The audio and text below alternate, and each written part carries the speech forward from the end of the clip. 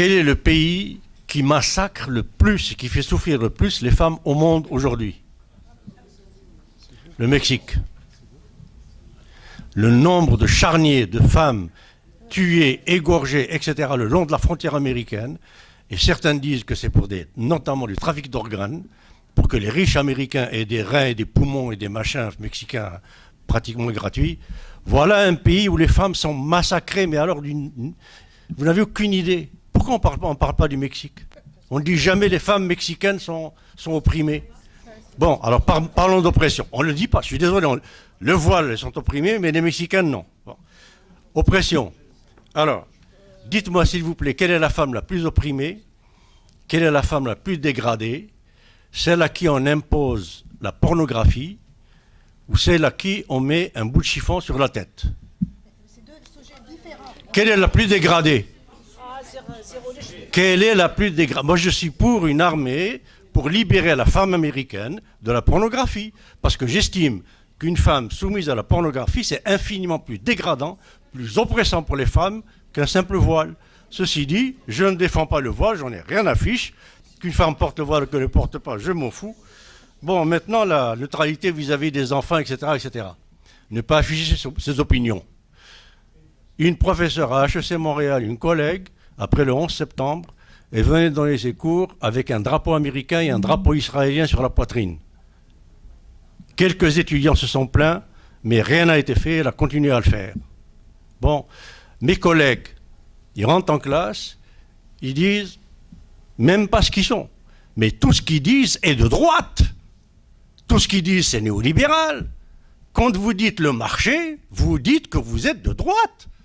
Quand vous dites la libre concurrence, le patronat, le machin, vous affichez vos convictions de droite. Alors quand vous arrivez et que vous dites « Ah mais attention, il y a du patronat exploiteur », ah, t'es de gauche, t'as pas le droit. Pourquoi? Alors voilà comment on est aliéné. Nous sommes sujets à une fausse conscience fabriquée par les médias. Noam Chomsky, la fabrication du consentement. Lisez-le, Noam Chomsky, il en a fait un film même. Bon, comment on fait de l'américain moyen, une célèbre phrase même de John Steinbeck aussi, il dit « Jamais il n'entrera dans la tête de l'américain des idées socialistes ou de partage, parce que le système a mis dans sa tête qu'il n'est pas pauvre ou exploité, il n'est que millionnaire momentanément en difficulté. » Alors ça, c'est très fort, ça.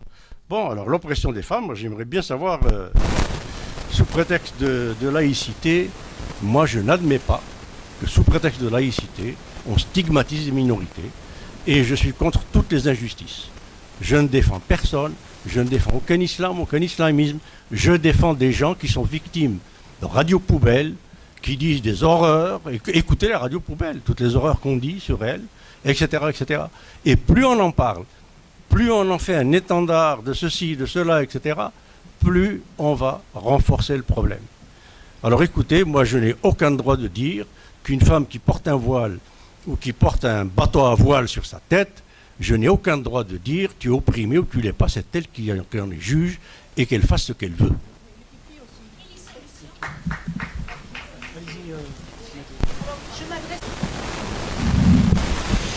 Je m'adresse à vous, monsieur. Vous avez dit, bonjour, vous avez dit quelque chose de merveilleux. Vous avez très bien illustré, avec ce que vous avez dit, en parlant de votre famille, vous avez très bien illustré le cas kabyle. Dans nos familles, il y a des chrétiens, des athées, des musulmans et dernièrement des islamistes. Et tout ce beau monde-là cohabite dans le respect de la liberté de conscience. C'est ça le cas kabyle. Dans ma famille, ma mère est animiste, elle se dit musulmane. J'ai des neveux qui sont musulmans. J'ai un frère chrétien. J'ai un frère athée. Et moi, je suis juste kabyle. Parce que j'ai une spiritualité kabyle. Parce que dans la kabbylité, il y a tout ça. Alors, vous venez, c'est cette kabbylité-là, c'est ce cas kabyle qu'il nous faut préserver. Pourquoi? Et je ramène, pourquoi il nous faut préserver ce cas kabyle-là? Parce qu'il nous faut enlever la religion de l'instrumentalisation politico-économique. nous, la Kabylie, Cheikh Haddad, Cheikh El-Mokrani, Fadmen Soumer, tous les marabouts, toutes les familles maraboutiques qui ont été préservées, qui ont contribué après. Ben oui, qui ont préservé, il y a marabout et marabout, qui ont préservé la pensée kabyle, ils étaient de confession musulmane. Mais, j'ajoute juste quelque chose. Monsieur Aktouf parle de la mondialisation dans une vision économique. Moi, je parle de la globalisation, de la mondialisation dans une vision culturelle. Parce que la culture d'un peuple, c'est un enjeu de l'impérialisme économique arabo-musulman et américain, en effet. L'impérialisme économique, c'est lié. L'impérialisme économique est lié avec l'impérialisme culturel. Vous ne pouvez pas détrousser un peuple de ses richesses matérielles si vous ne lui faites pas croire que c'est un sauvage, que c'est un primitif, que avant l'islam c'est le jahiliya et que la civilisation elle vient de l'Occident. Nous n'avons pas attendu l'avènement de nos ancêtres, n'ont pas attendu l'avènement de l'islam pour savoir qu'est-ce que c'est que Dieu. Et on n'a pas attendu l'avènement de la laïcité occidentale pour savoir comment réguler le religieux.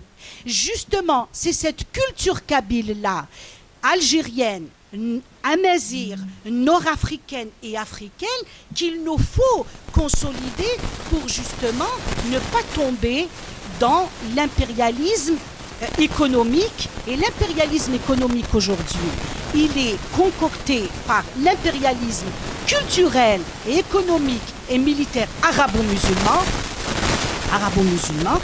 dans une perspective impérialiste et colonisatrice. Je ne parle pas de l'islam qui est porteur de foi, qui a été travaillé par le fait de la spiritualité kabyle. Ça, c'est autre chose. Et c'est l'impérialisme arabo-musulman qui nous dénature, qui dénature notre rapport au sacré, qui fait de nous des proies faciles pour l'impérialisme économique occidental. Voilà. Écoutez, monsieur, quand vous dites, c'est quoi les chiffres des conversions dans les écoles? Alors ça, je vois, on voit les députés qui demandent ça. Bon, mais on n'a jamais dit que les femmes voilées ou les hommes, les professeurs qui portent la kippa veulent convertir. Et puis, d'ailleurs, des enfants qui se convertiraient, je ne vois pas, c'est quoi le problème? Alors, vous avez vu mon image de Lucky Luke, de la femme sandwich. Je ne sais plus quoi dire pour dire que c'est un conditionnement. Ce n'est pas, c'est pas une conversion c'est pas du prosélytisme actif, mais c'est-à-dire que dans les écoles, donc on considère que c'est correct. Bon, alors premièrement, il y a plusieurs choses. Premièrement, là, vous avez raison, on parle, la laïcité, on parle de tous les signes religieux, donc on parle de neutralité de l'agent de l'État lorsqu'il est en position, lorsqu'il est en fonction. Bon, ça fait partie, donc on peut expliquer de plusieurs façons pourquoi on a besoin de neutralité, pas juste à l'école. Pour ce qui est du voile, parce qu'on, oui, c'est vrai, je suis désolée, mais c'est que j'ai l'impression que les hommes ici, ça ne les dérange pas. Et c'est les hommes ici qui n'ont pas l'air d'être dérangés, qui sont d'accord que ça peut être une liberté. Moi, j'aimerais ça que vous essayiez... Il y a plein de femmes qui ont exprimé qu'ils n'étaient pas dérangés non plus, qui le portent. Moi, en tout cas, j'aimerais ça, j'aimerais vous voir le porter à 40 degrés l'été, mais juste là, quand quelqu'un vient à la porte, vous courez vous habiller, quand vous allez étendre votre linge dehors. Non, mais... J'ai vu une femme voilée en Manaus, en Amazonie, à 50 degrés à l'ombre. Regardez, s'il vous plaît. Je lui ai demandé, elle m'a dit qu'elle le faisait parce qu'elle le voulait. Oui, non, mais bien sûr, on peut détourner le sens de la liberté. Moi, je pense que c'est Jamila qui l'a bien dit dans son entrevue à Anne-Marie Dussault. Regardez, il y a des Saoudiennes qui viennent ici et qui se promènent en jupe, elles sont libres. Alors, je pense qu'il faudrait faire attention de ne pas mélanger quand même, parce qu'on est dans des concepts orwelliens, où la liberté, c'est la soumission, ou le racisme. Alors, par exemple, j'ai vu dans le mémoire de Samira Laouni,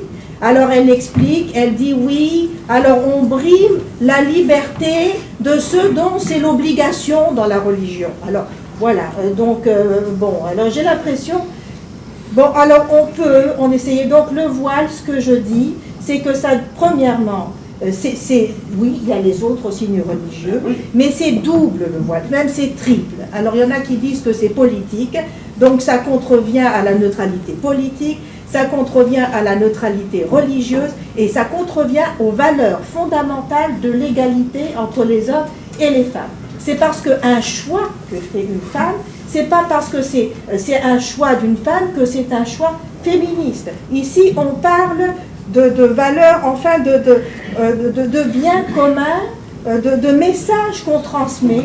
Alors on dit que le voile, il transmet le message que c'est la femme qui doit se couvrir pour ne pas attiser le désir de l'homme.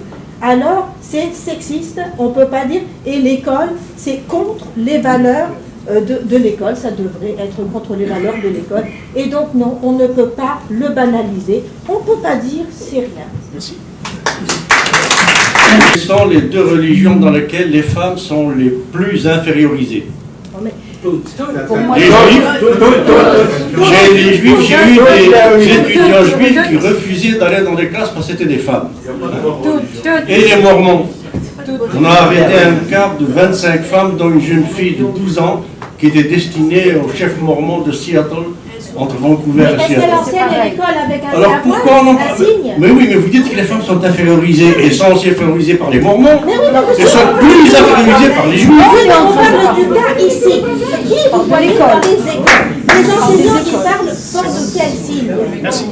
Pourquoi le voile serait plus infériorisant pour les femmes que ce que font les juifs et les mormons? Non, je n'ai pas dit que c'était plus. J'ai jamais dit. Ça, oui, mais c'est vous parlez que de ça. C'est le sophisme de l'épouvantable. Vous voulez défendre l'infériorisation de la femme, défendez toutes les femmes infériorisées.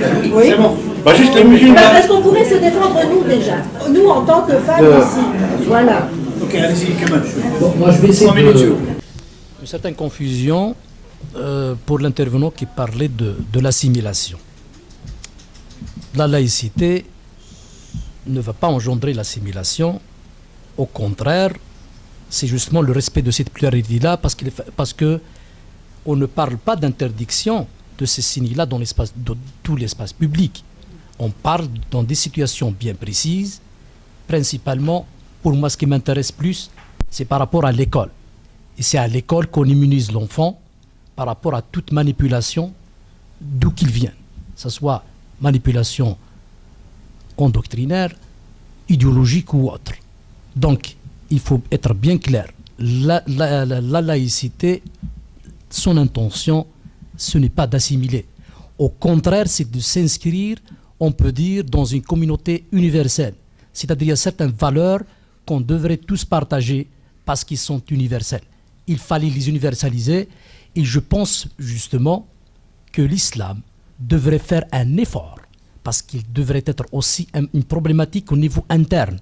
C'est-à-dire que les islamologues, les penseurs de l'islam devraient revoir, actualiser et moderniser, voire séculariser la religion pour pouvoir justement le mettre en diapason par rapport à la modernité. Donc il y a un problème sérieux. Il fallait, c'est vrai, peut-être le débattre dans un autre cadre, mais la laïcité ne provoque aucunement une assimilation.